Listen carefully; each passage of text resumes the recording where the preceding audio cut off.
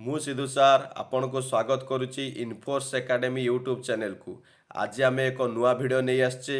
ଆଜିର ଭିଡ଼ିଓଟି ରହିଛି ଇଣ୍ଡିଆନ୍ କନଷ୍ଟିଟ୍ୟୁସନ୍ ଉପରେ, ସ୍ପେସିଆଲି ଅନ୍ ପାର୍ଲାମେଣ୍ଟ।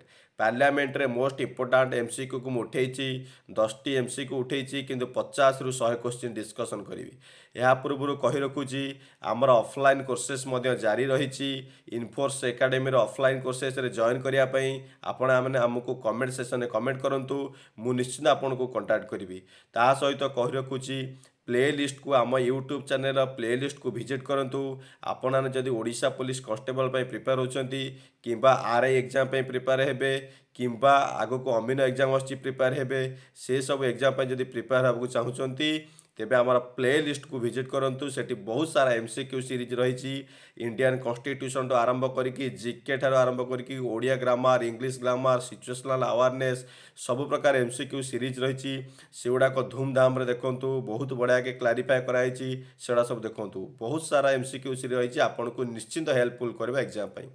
ଆସନ୍ତୁ, ଆଜିର ଭିଡ଼ିଓଟି ହେଉଛି ଇଣ୍ଡିଆନ୍ କନଷ୍ଟିଟ୍ୟୁସନର ପାର୍ଲାମେଣ୍ଟ ଉପରେ ମୋଷ୍ଟ ଇମ୍ପୋର୍ଟାଣ୍ଟ ଏମସିକ୍ୟୁକୁ ଆମେ ଉଠେଇଛେ।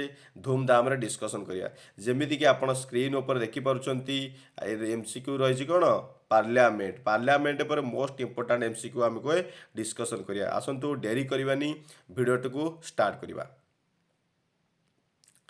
ବଢ଼ିଆ ପ୍ରଶ୍ନ ଅଛି ଆଜି ଆପଣଙ୍କ ପାଇଁ। ଇଣ୍ଡିଆନ୍ କନଷ୍ଟିଟ୍ୟୁସନ୍ ପାର୍ଲାମେଣ୍ଟ ଉପରେ ମୁଁ ଯେମିତିକି ପୂର୍ବରୁ କହି ରଖିଛି, ମାତ୍ର 10ଟି କ୍ୱେଶ୍ଚିନ୍ ଉଠେଇଛି, କିନ୍ତୁ 50ରୁ 100 କ୍ୱେଶ୍ଚିନ୍ ଡିସ୍କସନ୍ କରିବି। ଯେମିତିକି ପାର୍ଲାମେଣ୍ଟରେ ଯେଉଁ ପ୍ରକାର ଟପିକ୍ ମୁଁ ଉଠାଉଛି, ସେ ଉପରେ କ୍ୱେଶ୍ଚିନ୍ ଆସିଲେ ଆପଣ କନଫ୍ୟୁଜନ୍ ହେବେ ନାହିଁ। ଚାଲନ୍ତୁ, ଡେରି କରିବାନି, ଷ୍ଟାର୍ଟ କରିବା। ପ୍ରଥମ କ୍ୱେଶ୍ଚିନ୍କୁ ଯିବା। ଦେଇଛି, what is the minimum age qualifying the post of vice president. ବଢ଼ିଆ କ୍ୱେଶ୍ଚିନ୍। ଆପଣମାନଙ୍କୁ ନିଶ୍ଚିନ୍ତ ମନେ ରଖିବାକୁ ପଡ଼ିବ, କାହାର କ୍ୱାଲିଫାଏ କରିବାକୁ, ଯେ ପାର୍ଲାମେଣ୍ଟ ହେଉ, ଷ୍ଟେଟ୍ ଲେଜିସ୍ଲେଚର ହେଉ, ଭୋଟିଂ ରାଇଟ୍ସ ହେଉ, ଏମାନଙ୍କୁ କ୍ୱାଲିଫାଏ କରିବା ପାଇଁ କ'ଣ ମିନିମମ୍ ଏଜ୍ କାହାର, ଆପଣଙ୍କୁ ନିଶ୍ଚିନ୍ତ ସବୁ ମନେ ରଖିବାକୁ ପଡ଼ିବ।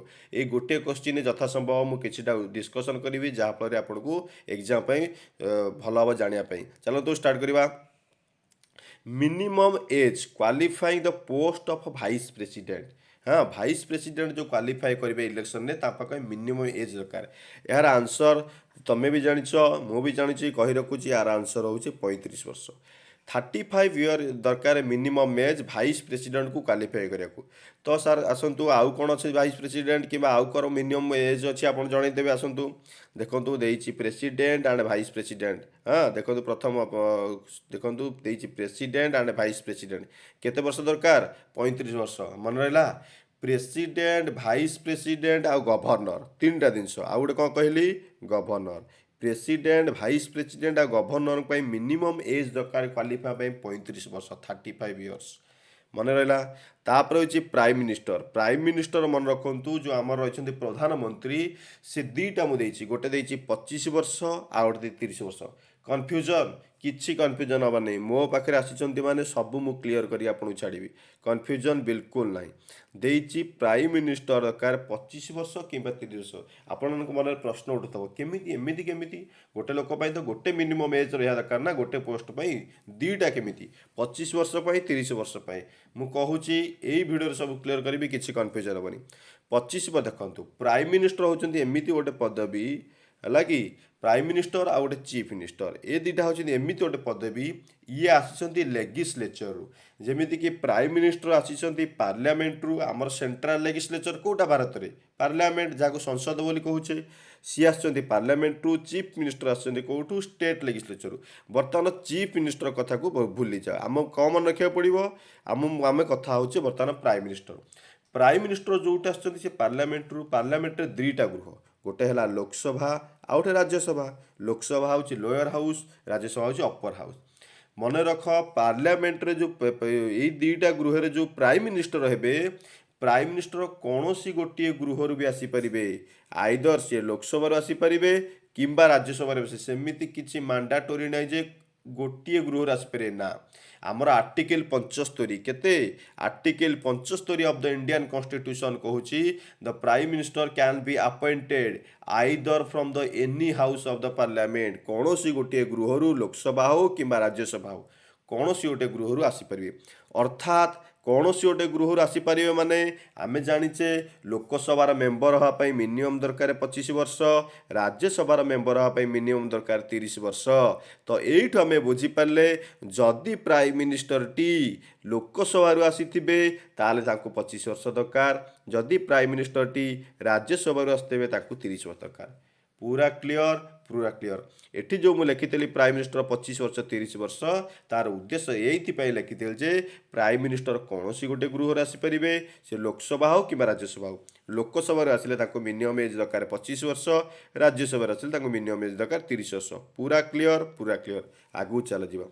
ମୁଁ କହି ରଖୁଛି ଯେମିତିକି ଆମର ଇତିହାସରେ ମଧ୍ୟ ଘଟିଯାଇଛି କିଛିଟା ପ୍ରାଇମ୍ ମିନିଷ୍ଟର ଆମର ଅଛନ୍ତି ଯିଏକି ପାର୍ଲାମେଣ୍ଟରୁ ଆମର ରାଜ୍ୟସଭାରୁ ମଧ୍ୟ ଚୟନ ହୋଇଛନ୍ତି। ଯେମିତିକି ଫର୍ ଏକ୍ଜାମ୍ପଲ୍ ଆମର ହେଲେ ପ୍ରଥମ ଲେଡି ପ୍ରାଇମ୍ ମିନିଷ୍ଟର କିଏ? ଲେଡି ପ୍ରାଇମ୍ ମିନିଷ୍ଟର 1966 ମସିହାରେ ଆମର ପ୍ରଧାନମନ୍ତ୍ରୀ ହେଇଥିଲେ, ସେ ହେଉଛନ୍ତି ଇନ୍ଦିରା ଗାନ୍ଧୀ। କିଏ? ଇନ୍ଦିରା ଗାନ୍ଧୀ ହେଉଛନ୍ତି ଭାରତର ପ୍ରଥମ ଲେଡି ପ୍ରାଇମ୍ ମିନିଷ୍ଟର। ସେ ମଧ୍ୟ ଫାଷ୍ଟ ଆସିଥିଲେ ରାଜ୍ୟସଭାରୁ। ମନେ ରହିଲା, ଫାଷ୍ଟ ରାଜ୍ୟସଭାରୁ କିଏ ଚୟନ ହେଇଥିଲେ? ଇନ୍ଦିରା ଗାନ୍ଧୀ। ଯେମିତିକି ସାର୍ ଆଉ କ'ଣ ଦୁଇଟା ଏକ୍ଜାମ୍ପଲ୍ ଦୁଇ ତିନିଟା ଏକ୍ଜାମ୍ପଲ୍ ଦେଇ ଦିଅନ୍ତୁ, କେଉଁମାନେ ଆସିଥିଲେ? ଦେବୀ ଗୌଡ଼ା, ଦେବୀ ଗୌଡ଼ା ମଧ୍ୟ ଆସିଥିଲେ ରାଜ୍ୟସଭାରୁ। ଆଉ ଗୋଟେ ଆସିଥିଲେ ମନମୋହନ ସିଂ, ମନମୋହନ ସିଂ ମଧ୍ୟ ଆସିଥିଲେ କେଉଁଠୁ? ରାଜ୍ୟସଭାରୁ। ଏମାନେ ସବୁ କେଉଁଠି ଆସିଛନ୍ତି? ରାଜ୍ୟସଭାରୁ। ମନେ ରଖ, first lady prime minister Indira Gandhi ମଧ୍ୟ ରାଜ୍ୟସଭାରୁ ଆସିଥିଲେ। ବୁଝିପାରିଲେ କେମିତି 25 ବର୍ଷ 30 ବର୍ଷ? ତାପରେ ଚାଲନ୍ତୁ ଆଗକୁ ଯିବା। ତାପରେ ଦେଇଛି ଚିଫ୍ ମିନିଷ୍ଟର। ଚିଫ୍ ମିନିଷ୍ଟର ହେବା ପାଇଁ ମିନିମମ୍ ଏଜ୍ ଦରକାର 25 ବର୍ଷ। ମନେ ରହିଲା ତ? ପ୍ରାଇମ୍ ମିନିଷ୍ଟର 25 ବର୍ଷ 30 ବର୍ଷ ହେଲେ ହେବ, କାରଣ ଦୁଇଟା ଗୃହ ରହୁଛି। ଚିଫ୍ ମିନିଷ୍ଟର 25 ବର୍ଷ। ଚିଫ୍ ମିନିଷ୍ଟର 25 ବର୍ଷ 30 ବର୍ଷ କାହିଁ ନୁହଁ? କାରଣ ଏଥିପାଇଁ ନୁହଁ ଯେ କାରଣ ଆମର ଯେଉଁ ବାଇ କ୍ୟାମେରା ଲେଜିସ୍ଲେଚର ରହିଛି ଦୁଇଟା ଗୃହ, ଗୋଟେ ଅପର ହାଉସ୍ ଲୋୟର ହାଉସ୍। ଷ୍ଟେଟ୍ରେ ମଧ୍ୟ ଦୁଇଟା ଗୃହ, ଗୋଟେ ଅପର ହାଉସ୍ ଲୋୟର ହାଉସ୍। ଷ୍ଟେଟ୍ ରହିଛି ବିଧାନସଭା, ଗୋଟେ ବିଧାନ ପରିଷଦ। ସବୁ ଷ୍ଟେଟ୍ରେ ବିଧାନ ପରିଷଦ ନାହିଁ, ଅଛି କି? ସବୁ ଷ୍ଟେଟ୍ରେ ବିଧାନ ପରିଷଦ ନାହିଁ। ଯେହେତୁ ସବୁ ଷ୍ଟେଟ୍ରେ ଦୁଇଟା ଗୃହ ନାହିଁ, ତେଣୁକରି ତାଙ୍କ ପାଇଁ ମିନିମମ୍ ଏଜ୍ ରଖାଯାଇଛି 25 ବର୍ଷ, କାରଣ ସେ ତଳ ଗୃହରୁ ଆସିବେ ବିଧାନସଭାରୁ କମ୍ପଲସରି। ତେଣୁକରି ଚିଫ୍ ମିନିଷ୍ଟର ପାଇଁ 25 ବର୍ଷ, କିନ୍ତୁ ପ୍ରାଇମ୍ ମିନିଷ୍ଟର 25 ବର୍ଷ 30 ବର୍ଷ, କାରଣ ପାର୍ଲାମେଣ୍ଟରେ ଦୁଇଟା ଗୃହ। ମନେ ରହିଲା? ମନେ ରହିଲା। ଚାଲନ୍ତୁ ଆଗକୁ ଯିବା। ହଁ, ଏବେ ଆମେ ବୁଝିପାରିଲେ ଯେଉଁ ଆମେ ଲେଖିଛେ ଏଇଠି ତଳେ, ଆମେ ବୁଝିପାରିଲେ ଯେ ରାଜ୍ୟସଭା ପାଇଁ ମିନିମମ୍ ଏଜ୍ ଦରକାର ମେମ୍ବର 30 ବର୍ଷ, ଲୋକସଭା ପାଇଁ ମିନିମମ୍ ଏଜ୍ ଦରକାର 25 ବର୍ଷ। କିଛି ପ୍ରୋବ୍ଲେମ୍ ନାହିଁ। 21 ବର୍ଷ କାହା ପାଇଁ ଦରକାର? ସରପଞ୍ଚ ମାନେ ଯେଉଁ ଆପଏଣ୍ଟମେଣ୍ଟ ହେବେ ପଞ୍ଚାୟତ ରାଜ ଦିବସରେ, ସରପଞ୍ଚ ଯେଉଁ ଆପଏଣ୍ଟମେଣ୍ଟ ହେବେ ତାଙ୍କ ପାଇଁ ଦରକାର 21 ବର୍ଷ। ମନେ ରହିଲା? ଭୋଟିଂ ଏଜ୍ ପାଇଁ କେତେ ବର୍ଷ ଦରକାର? ମିନିମମ୍ ଯେଉଁ ଭୋଟ୍ ଦେବା ପାଇଁ ଭୋଟିଂ ଏଜ୍ ପାଇଁ ଦରକାର 18 ବର୍ଷ। ମନେ ରହିଲା? ଆପଣଙ୍କୁ କମେଣ୍ଟ ସେକ୍ସନରେ କମେଣ୍ଟ କରିବାକୁ ପଡ଼ିବ ଯେ ଏ ଯେଉଁ ଭୋଟିଂ ଏଜ୍ଟି ମିନିମମ୍ ଦରକାର ହେଉଛି 18 ବର୍ଷ, ସିଏ 21 ବର୍ଷରୁ କମିକି କେଉଁ ବର୍ଷ 18 ହେଇଛି, ବା କେଉଁ ଆମେଣ୍ଡମେଣ୍ଟରେ? ଆପଣ କମେଣ୍ଟ କରନ୍ତୁ କେଉଁ ଆମେଣ୍ଡମେଣ୍ଟ କେଉଁ ଇୟର୍, କେଉଁ ଆମେଣ୍ଡମେଣ୍ଟ କେଉଁ ଇୟର୍ରେ 21 ବର୍ଷରୁ କମିକି 18 ବର୍ଷ ହେଇଛି ଭୋଟିଂ ଏଜ୍। ମନେ ରହିଲା? ଆପଣଙ୍କୁ ନିଶ୍ଚିନ୍ତ କମେଣ୍ଟ କରିବାକୁ ପଡ଼ିବ। କମେଣ୍ଟ କଲେ ମୋତେ ମୋଟିଭେସନ୍ ମିଳିବ। ପୁରା କ୍ଲିଅର, ପୁରା କ୍ଲିଅର। ବୁଝିପାରୁଛ ନା ନାଇଁ ବାବୁ? ବୁଝିପାରୁଛ? ଏହାର ତାହେଲେ ଆନ୍ସର କ'ଣ ହେଲା? ନା minimum age for qualifying vice president ଦରକାର 35 ବର୍ଷ। ବୁଝିହେଲେ? ବୁଝିହେଲେ। ଚାଲନ୍ତୁ ନେକ୍ସଟ ସ୍ଲାଇଡକୁ ଯିବା।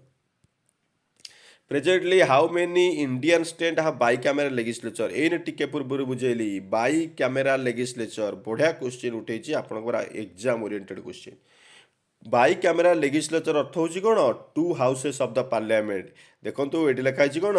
ବାଇ କ୍ୟାମେରା ଲେଜିସ୍ଲେଚର ହେଉଛି two houses of the parliament. ଅର୍ଥାତ୍ ପାର୍ଲାମେଣ୍ଟ ହେଉ କିମ୍ବା ଷ୍ଟେଟ୍ ଲେଜିସ୍ଲେଚର ହେଉ, ତାର ପାର୍ଲାମେଣ୍ଟ ହେଉ କିମ୍ବା ଷ୍ଟେଟ୍ ଲେଜିସ୍ଲେଚର, ତାର ଦୁଇଟା ଗୃହ, ଟୁ ହାଉସେସ୍। ୱାନ୍ ହେଉଛି ଅପର ହାଉସ୍, ଟୁ ହେଉଛି ଲୋୟର ହାଉସ୍। ମନେ ରହିଲା? ଗୋଟେ ହେଉଛି କ'ଣ? ଅପର ହାଉସ୍, ଟୁ ହେଉଛି ଲୋୟର ହାଉସ୍। ଯଦି ଆମେ ପାର୍ଲାମେଣ୍ଟ କଥା ଉଠେଇବା, ଅପର ହାଉସ୍ଟି ହେଉଛି ରାଜ୍ୟସଭା, ଲୋୟର ହାଉସ୍ଟି ହେଉଛି ଲୋକସଭା। ମନେ ରହିଲା? ଯଦି ଆମେ ଷ୍ଟେଟ୍ ଲେଜିସ୍ଲେଚର କଥା ଉଠେଇବା, ଅପର ହାଉସ୍ଟି ହେଉଛି ଷ୍ଟେଟ୍ ଅଫ୍ କାଉନସିଲ୍, ଯେଉଁଟାକୁ ଆମେ କହୁଛେ କ'ଣ? ବିଧାନ ପରିଷଦ। ଆଉ ଗୋଟେ ହେଉଛି କ'ଣ? ନା ଆମର ରହିଲା ବିଧାନସଭା, ଲେଜିସ୍ଲେଟିଭ୍ ଆସେମ୍ବଲି। ମନେ ରହିଲା ତ? ବିଧାନସଭା। ବୁଝିହେଲା? ଅପର ହାଉସ୍କୁ ସେଣ୍ଟ୍ରାଲରେ କହନ୍ତି ରାଜ୍ୟସଭା, ଲୋୟର ହାଉସ୍କୁ କହନ୍ତି ଲୋକସଭା। ଷ୍ଟେଟ୍ରେ କହନ୍ତି ଅପର ହାଉସ୍କୁ ବିଧାନ ପରିଷଦ, ଆଉ ବିଧାନସଭା କହନ୍ତି ଲୋୟର ହାଉସ୍କୁ। ଏତିକି ମନେ ରହିଲା? ୟାକୁ କହନ୍ତି ବାଇ କ୍ୟାମେରା ଲେଜିସ୍ଲେଚର। ଏ ବାଇ କ'ଣ? ବାଇ ଅର୍ଥ ଟୁ, କ୍ୟାମେରାଲ କ'ଣ? ହାଉସ୍। ମନେ ରହିଲା ତ? Two house. ବାଇ ଅର୍ଥ ଟୁ, କ୍ୟାମେରାଲ ଅର୍ଥ ହାଉସ୍, ଦୁଇ ହାଉସ୍। ଆପଣ ଯଦି ପ୍ରଶ୍ନ ପଚାରିବେ ସାର୍ ବାଇ କ୍ୟାମେରା ଲେଜିସ୍ଲେଚର ଆମ କନଷ୍ଟିଟ୍ୟୁସନକୁ କେଉଁଠୁ ଆସିଛି, କେଉଁ କନଷ୍ଟିଟ୍ୟୁସନରୁ ଡିରାଇଭ୍ ଦେଇକି ଆସିଛି? ସିଏ ଆସିଛି ଆମର ବ୍ରିଟିଶ କନଷ୍ଟିଟ୍ୟୁସନରୁ। କେଉଁଠୁ? ବ୍ରିଟିଶ କନଷ୍ଟିଟ୍ୟୁସନକୁ। ଆପଣଙ୍କୁ ମନେ ରଖିବାକୁ ପଡ଼ିବ sources of the Indian constitution. କେଉଁଠୁ କେଉଁ ସବୁ କେଉଁ କନଷ୍ଟିଟ୍ୟୁସନ୍ କ'ଣ ସବୁ ଆସିଛି ତାକୁ ମନେ ରଖିବାକୁ ପଡ଼ିବ, ପରୀକ୍ଷାରେ ପଡ଼ୁଛି। ଯଦି ଆପଣମାନେ କମେଣ୍ଟରେ ମୋତେ କମେଣ୍ଟସ୍ କରିବେ, ମିନିମମ୍ 50 କମେଣ୍ଟସ୍ ହେଲେ ମୁଁ ତାପରେ ଗୋଟେ ଭିଡ଼ିଓ ବନେଇଦେବି ହେଲା। ଏବେ ଆସନ୍ତୁ ଦେଖିବା ଯେଉଁ ବାଇକ୍ କୋଶ୍ଚିନ୍ ଆମର ଥିଲା, ମନେ ଅଛି ତ କୋଶ୍ଚିନ୍ ଥିଲା ଯେ presently how many states have the bicameral legislature. ମୁଁ ବାଇ କ୍ୟାମେରା ଲେଜିସ୍ଲେଚର କ'ଣ ବୁଝେଇଦେଲି, ଖାଲି ଏବେ ଜାଣିବା ଯେ କେତେଟା ଷ୍ଟେଟ୍ରେ ଆମର ବାଇ କ୍ୟାମେରା ଲେଜିସ୍ଲେଚର ଅଛି, 2 ହାଉସ୍। ଟିକେ ପୂର୍ବରୁ ପ୍ରଥମ କୋଶ୍ଚିନ୍ ବୁଝିଥିଲି ସବୁ ଷ୍ଟେଟ୍ରେ ବାଇ କ୍ୟାମେରା ଲେଜିସ୍ଲେଚର ନାହିଁ, କିଛିଟା ମିନିମମ୍ ଷ୍ଟେଟ୍ ଅଛି। ୟାର ଉତ୍ତର ହେଉଛି ବର୍ତ୍ତମାନ ଆମ ଦେଶରେ 6ଟା ଷ୍ଟେଟ୍ରେ, କେତେଟା 6ଟା ଷ୍ଟେଟ୍ରେ ବାଇ କ୍ୟାମେରା ଲେଜିସ୍ଲେଚର ଅଛି, ହଁ କି ନାହିଁ? ହଁ, ଆସନ୍ତୁ ଦେଖିବା ସେ 6ଟା ଷ୍ଟେଟ୍ କ'ଣ କ'ଣ।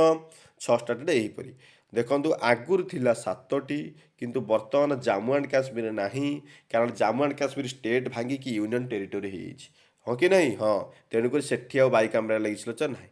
ଅଛି କେଉଁଠି? 6ଟା ଷ୍ଟେଟ୍ରେ। କ'ଣ ଅଛି 6ଟା ଷ୍ଟେଟ୍ ମନେ ରଖିବା, କରେଣ୍ଟଲି 6 ଷ୍ଟେଟ୍।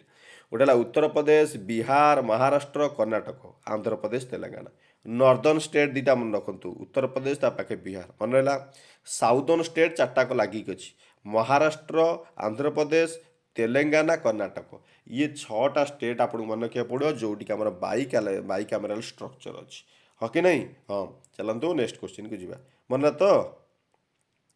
ତାପରେ ଯିବା ନେକ୍ସଟ କ୍ୱେଶ୍ଚିନ୍ କି, who among the following administers, who among the following administers the oath, important oath office of the governor. ଆପଣଙ୍କୁ ଓଥ୍ଟା ଭଲକି ମନେବାକୁ ପଡ଼ିବ, ଓଥ୍ ଆଣ୍ଡ ଆଡମିନିଷ୍ଟ୍ରେସନ୍ସ।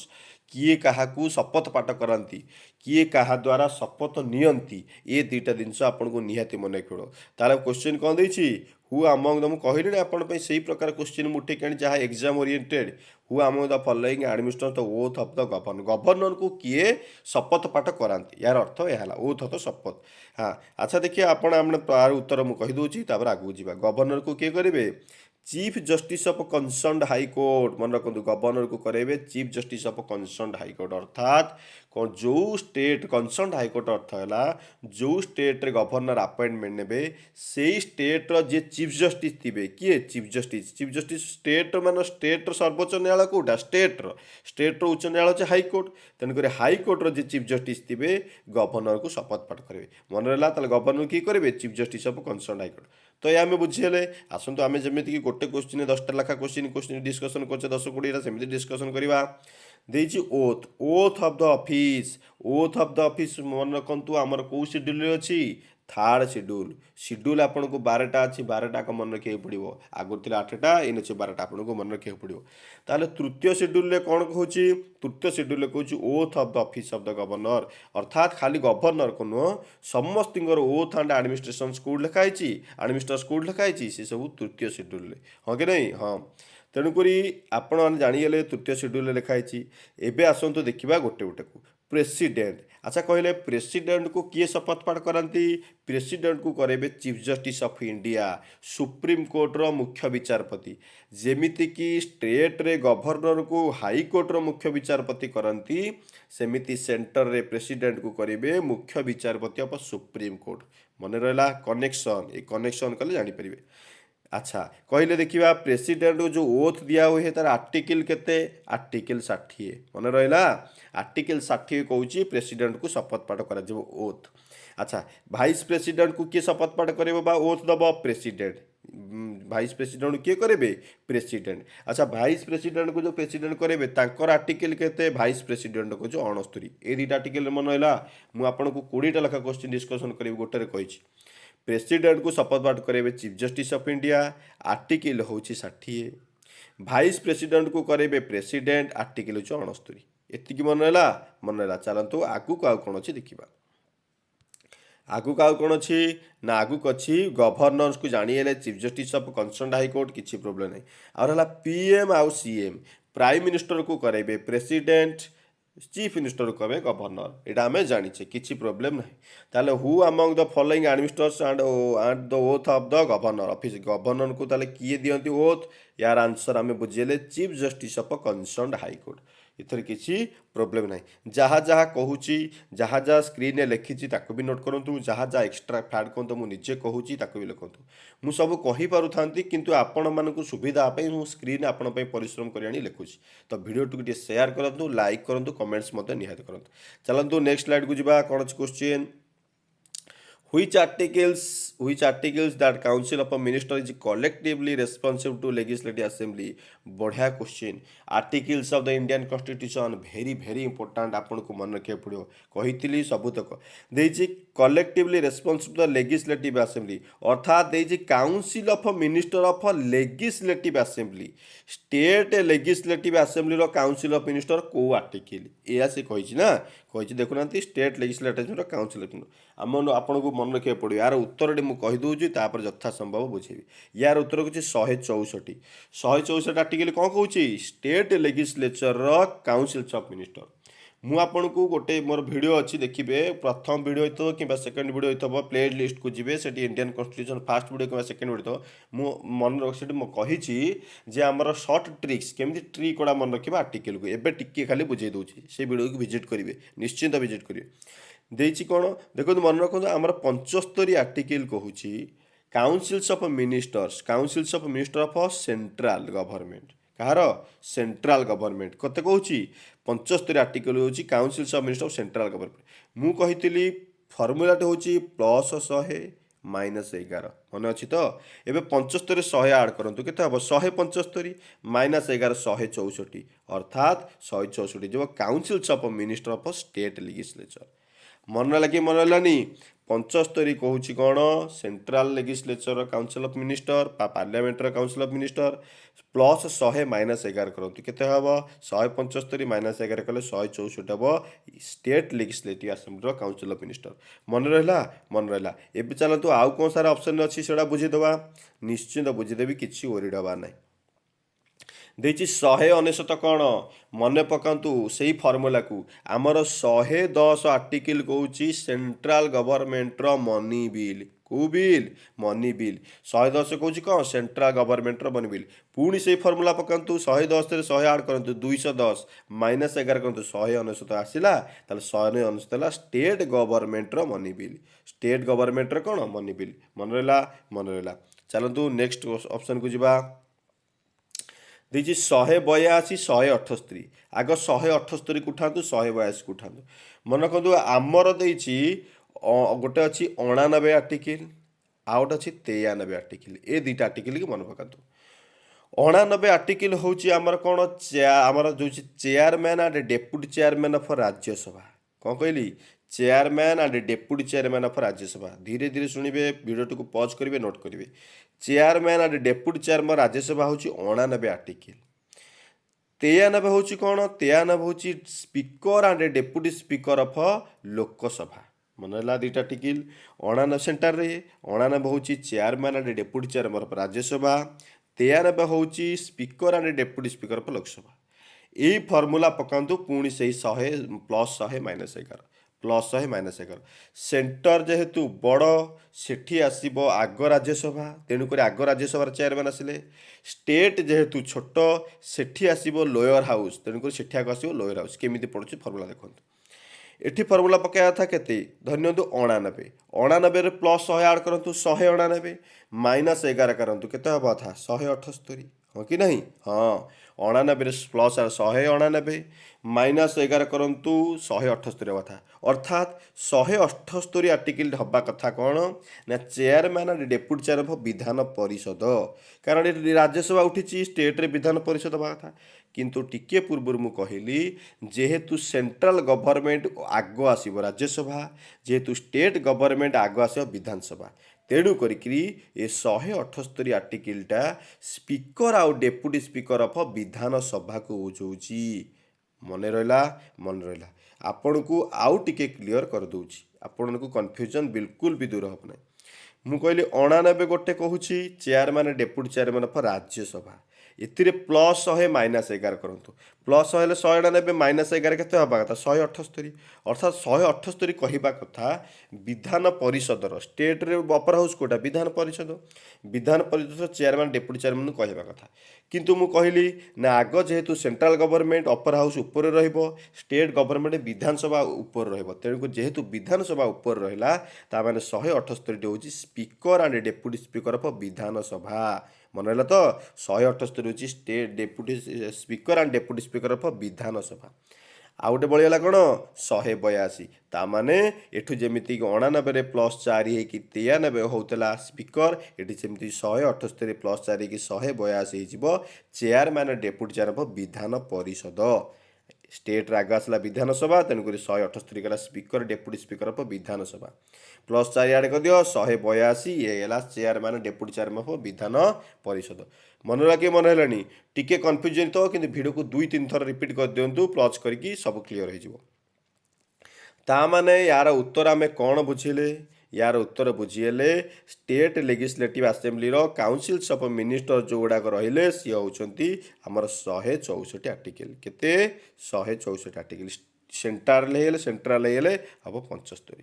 କ୍ଲିଅର? ପୁରା କ୍ଲିଅର। ଚାଲନ୍ତୁ ଆଗକୁ ଯିବା।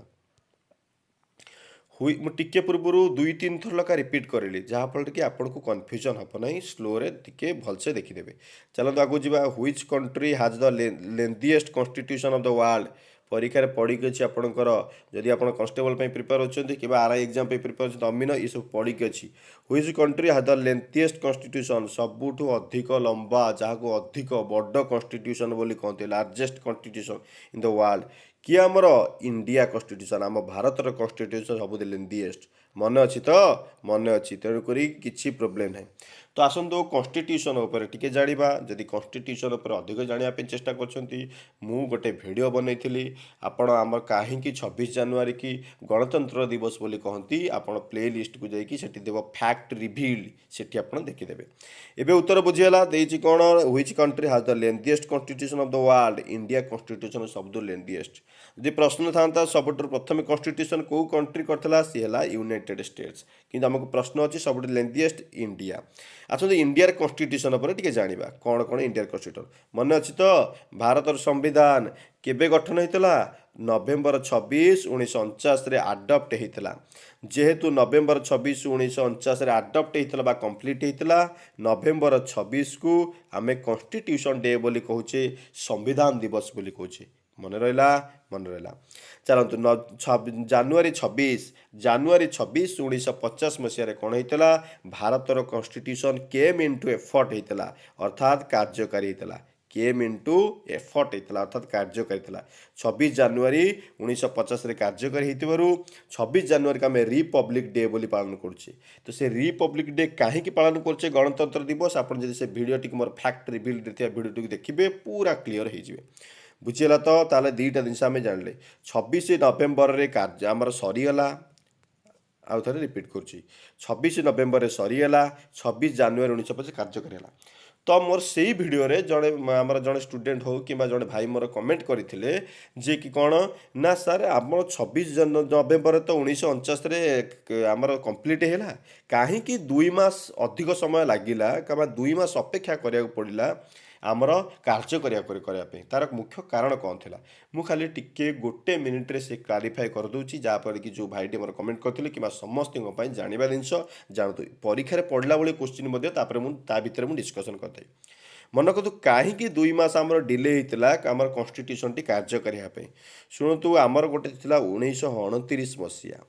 1929 ମସିହା ଆପଣ ଇତିହାସ କଥା ମନେ ପକାଇବେ, ମଡ଼ର୍ଣ୍ଣ ହିଷ୍ଟ୍ରି। 1929 ମସିହାରେ ଇଣ୍ଡିଆନ୍ ନ୍ୟାସନାଲ୍ କଂଗ୍ରେସର INCର ଗୋଟେ ସେସନ୍ସ ବସିଥିଲା, ଅଧିବେଶନ ଯାହାକୁ କହନ୍ତି, ପ୍ରତିବର୍ଷରେ ଥରେ ବସେ। 1929 ମସିହାରେ ଥିଲା ଲାହୋର ସେସନ୍। କେଉଁ ସେସନ୍? ଲାହୋର ସେସନ୍। ସେ ଲାହୋର ସେସନ୍ର ଅଧ୍ୟକ୍ଷତା କରିଥିଲେ ଆମର ପଣ୍ଡିତ ଜବାହରଲାଲ ନେହେରୁ। କିଏ କରିଥିଲେ? ନେହେରୁ, ଜବାହରଲାଲ ନେହେରୁ କରିଥିଲେ। ମନେ ଅଛି ତ? INCର 1929 ମସିହା ଲାହୋର ସେସନ୍, ନେହେରୁ ଥିଲେ ଆମର ପ୍ରେସିଡେଣ୍ଟ ଆମର ସେଇ ସେସନ୍ର। ତ ସେଇ ଯେଉଁ ସେସନ୍ସଟି ବସିଥିଲା, ସେସନ୍ସଟି ବସିବା ପରେ ଗୋଟେ ଡେଟ୍ ମନେ ରଖନ୍ତୁ, 31 ଡିସେମ୍ବର 1929। କ'ଣ କହିଲି? 31 ଡିସେମ୍ବର 1929। ଏଇ 31 ଡିସେମ୍ବର 1929 ରବି ନଦୀ କୂଳରେ, କେଉଁ ନଦୀ କୂଳରେ? ରବି ନଦୀ କୂଳରେ। ରବି ନଦୀ ଅଛି ବର୍ତ୍ତମାନ ଲାହୋରରେ। ଲାହୋରର ରବି ନଦୀ କୂଳରେ, ରବି ନଦୀ ହେଉଛି ଟ୍ରିବ୍ୟୁଟାରୀ ଅଫ୍ ଇଣ୍ଡସ୍ ରିଭର। ଆମର ଇଣ୍ଡିଆନ୍ ଜିଓଗ୍ରାଫିର ଭିଡ଼ିଓ ସବୁ ଦେଖନ୍ତୁ, ଜାଣିପାରିବେ। 31 ଡିସେମ୍ବର 1929ରେ ରବି ନଦୀ କୂଳରେ ଲାହୋରରେ ଆମର INC କ'ଣ କଲା? ପଣ୍ଡିତ ଜବାହରଲାଲ ନେହେରୁ ଆମର ନ୍ୟାସନାଲ୍ ଫ୍ଲାଗ୍କୁ ହଏଷ୍ଟ କଲେ, ଉତ୍ତୋଳନ କଲେ, ନ୍ୟାସନାଲ୍ ଫ୍ଲାଗ୍କୁ ଉତ୍ତୋଳନ କଲେ।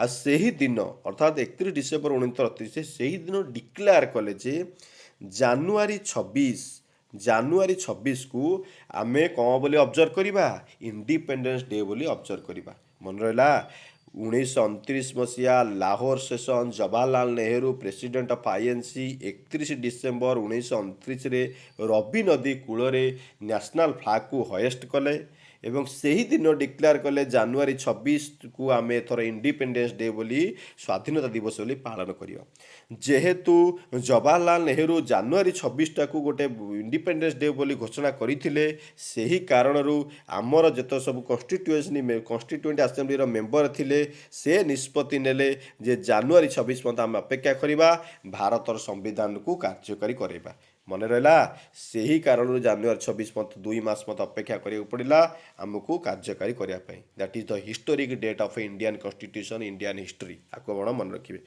तो आमर प्रश्नटी थिला कौन आम क्लारिफाई करदेली से भाई भी बुझे आपण मैंने बुझे which country has the lengthiest constitution आम जाचे इंडियन कॉन्स्टिट्यूशन जानीले नवेम्बर 26 रे कौन है आमर कंप्लीट है फिनिश है आडप्ट है जानुआरी 26 रे केम इंटू एफर्ट है आउ कौन अच्छी वर्तमान आम आर्टिकल जदि कथा चिंता करवा वर्तमान हूँ 444 अप्रोक्सीमेट आर्टिकल किंतु ओरिजिनल थिला 395 आर्टिकल जिते कॉन्स्टिट्यूशन तैयारी है आगुरी थिला 22टा पार्ट वर्तमान अच्छी 25टा पार्ट आपको सब मन रखिए आगुरी थिला 8टा शेड्यूल वर्तमान अच्छी 12टा शेड्यूल आपको सब मन रखिए धूमधाम मन रखिए बारंबार कहूँ 25टा पार्ट कौरु कौ आर्टिकल कौन सब्जेक्ट कहूँ निहाती मन रखु आ 12टा शेड्यूल कौ शेड्यूल कौन कहूँ पूरा परीक्षा पढ़ी अच्छी 100% ग्यारंटी सहकार कहूँ है कि आप कमेंट करूँ जदि यहाँ कौन वीडियो करार अच्छे करदेवी चलते नेक्स्ट स्लाइड को जावा what is the date of adoption of constitution एबे टिके पूर्व बुझे आपन को प्रॉब्लम हम कि प्रॉब्लम हेनी पूरा एग्जाम ओरिएंटेड क्वेश्चन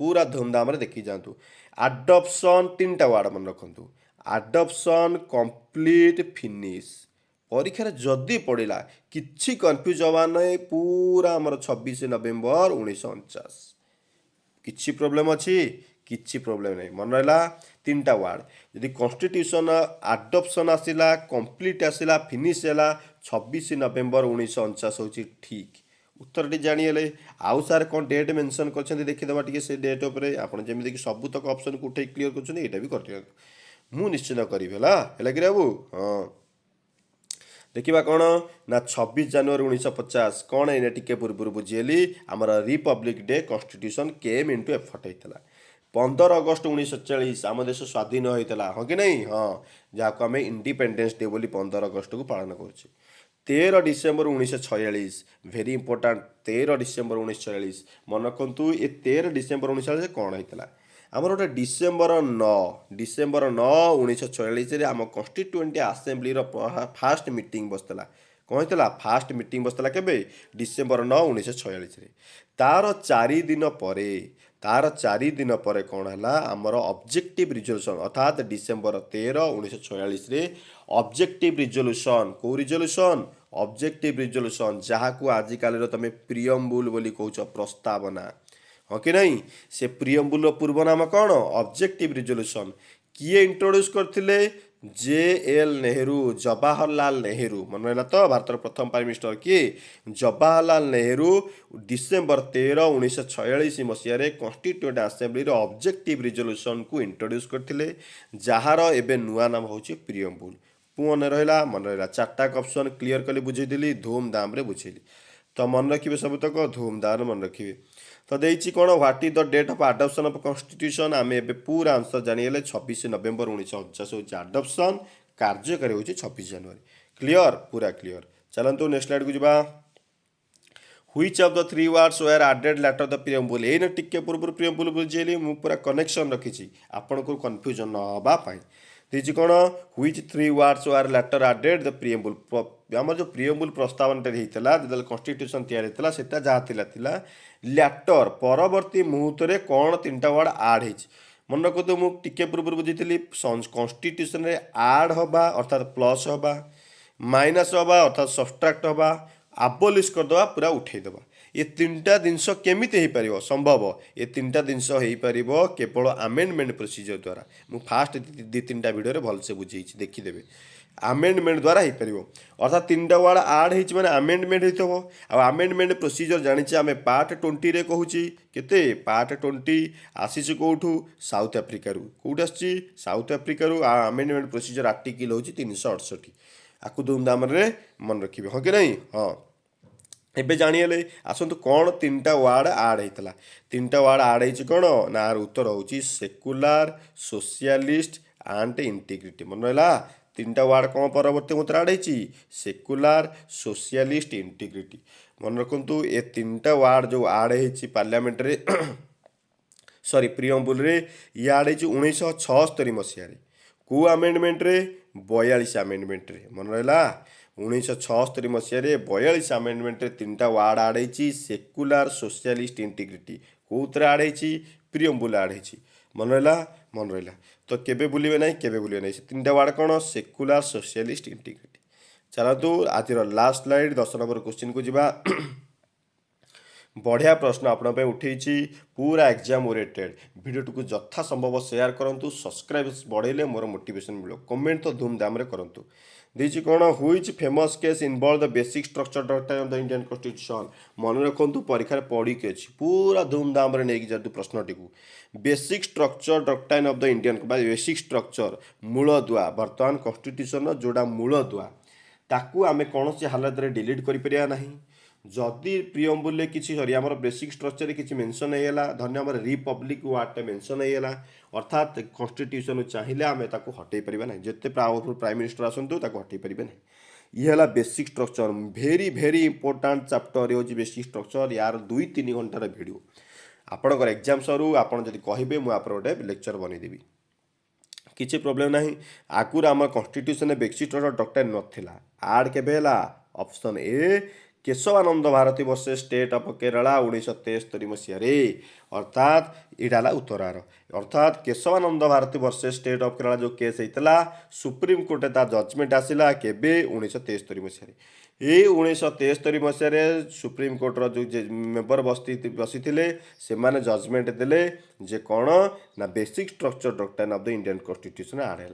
सी कौन पे आड होता कि कौन कौन प्रोविजन्स अच्छी कौन कौन केस आसाला सी 2-3 घंटार लेक्चर केतबेले बुझी आपड़ खाली मन रखु basic structure doctrine Kesavananda Bharati versus state of Kerala 1973 मसीह होता आपन को मत कमेंट सेक्शन में कमेंट करा पड़ो जे 1973 मसीह जो केशवानंद भारती जजमेंट आसाला से समय भारतर प्राइम मिनिस्टर किए थे से प्राइम मिनिस्टर हमें hit and highlight prime minister आपन को मन रखा पड़े विषय सब कारण परीक्षा बहुत सारा पड़ुଛି है कि Kesavananda Bharati versus state of Kerala रे पीएम थे आमर से समय भारतर पीएम किए थे मुझे हिट्स दे दूची 1971 मसीहा बांग्लादेश नवीकरण बा नूतन कंट्री भाव या बांग्लादेश इंडो पाक वार 1971 मसीह जी प्राइम मिनिस्टर थे 1973 मसीह केशवानंद भारती वर्ष स्टेट ऑफ केरला समय से भी प्राइम मिनिस्टर थे ये भिडियो पूर्व विषय कही आपण मैंने चाहिए आपण मैंने देखिपारे आ कमेंट सेक्शन में कमेंट धूमधाम करेंगे आशा करुँची भिडियो यथा संभव 2-3 थर लगा रिपीट कर गोटे क्वेश्चन कि आपण मैंने बुझापी आपण मैंने भलसे बुझीपारतु से आपण मु परिश्रम करुँची भल भल कंटेंट कॉन्सेप्ट आने मोर दायित्व चैनल को शेयर करके सब्सक्राइबर बढ़ाया आपण दायित्व इट इज योर रेस्पॉन्सिबिलिटी यह आप करूँ मुझे आपंपाई सबकि करी चलो देखा नेक्स्ट वीडियो रे थैंक यू।